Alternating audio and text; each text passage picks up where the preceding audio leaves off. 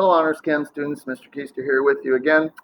This is a special video for Wednesday, November 11th, 2020.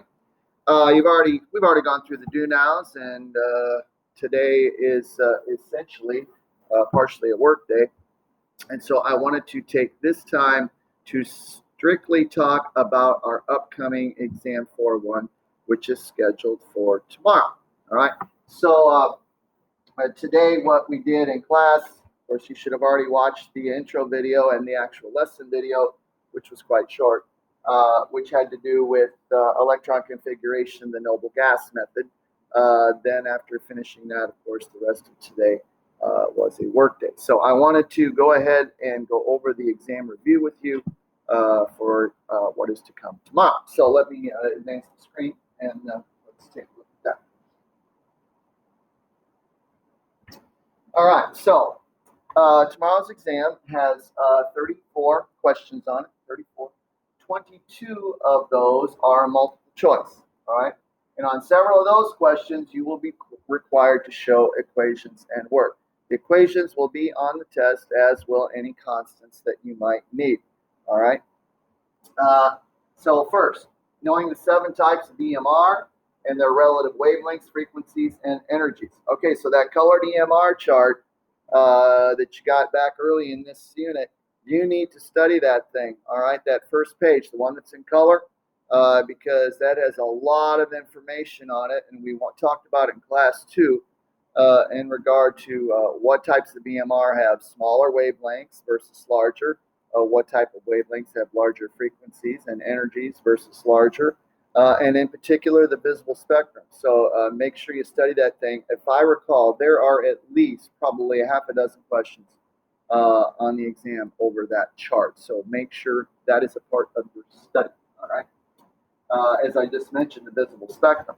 You also need to know the relative wavelengths, frequencies, and energies associated with the colors of the visible spectrum. So make sure you study that portion of that handout as well, all right?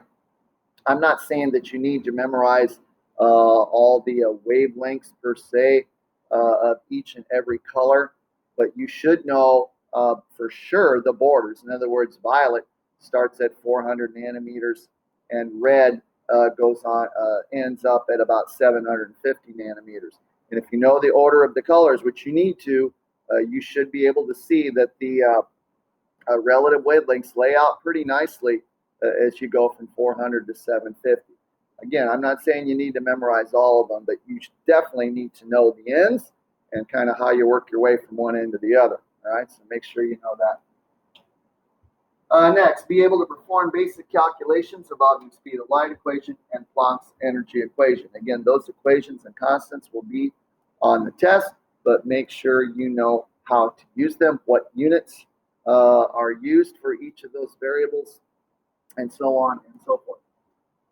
Know the contributions of Planck, Einstein, Bohr, and de Broglie regarding the particle or wave theory of light, and then Schrodinger, Heisenberg, Pauli, and Hund regarding the quantum mechanical model. So those are all the people involved, all the scientists involved in this particular unit. Make sure you know the contributions of each and every one of them, all right? And then the big one, know all aspects of the quantum mechanical model, including all 4 quantum numbers, all right? What each quantum number tells you about the location and or motion of an electron, what values each quantum number can have, and what they mean, how many electrons can fit in an individual orbital, which I hope by now you know is 2, all right? In a p orbital, there are actually, or I should say an entire p orbital or p sublevel, there are actually 3 individual p orbitals, px, py, pz. All right, each of those holds 2, which is why the entire p orbital or p sublevel holds 6. Make sure you know all that stuff, all right? And how many electrons can fit in an energy level, all right? Of course, there's a shortcut for that, 2n squared. That'd be nice to know, but you also need to know how that little shortcut came about, which we went over in detail when we were covering quantum numbers. So that covers 22 of the questions. Those are multiple choice. then 12 out of the 34 questions will involve filling out charts, performing additional calculations, and doing electron diagram. So the additional calculations involving energy, frequency, and wavelength, all right? There's calculations involving the transition of an electron from one energy level to another. That uses the Bohr-Rydberg equation. Again, that'll be on the test, as well as the constant you would need to know. And a calculation involving the de Broglie wavelength. Again, that will be, equation will be on the test as well. So then, diagramming the electron structure of various elements, either by quantum number diagramming, there'll be one of those, orbital notation, there'll be one of those, or electron configuration. There'll be several of those, all right, both methods. In one section, you'll be doing the regular electron configuration, and in one section, you'll be doing noble gas electron configuration. Study your notes, assignments, handouts, and review assignments to help prepare. This is a big one, all right? It's the modern atomic model.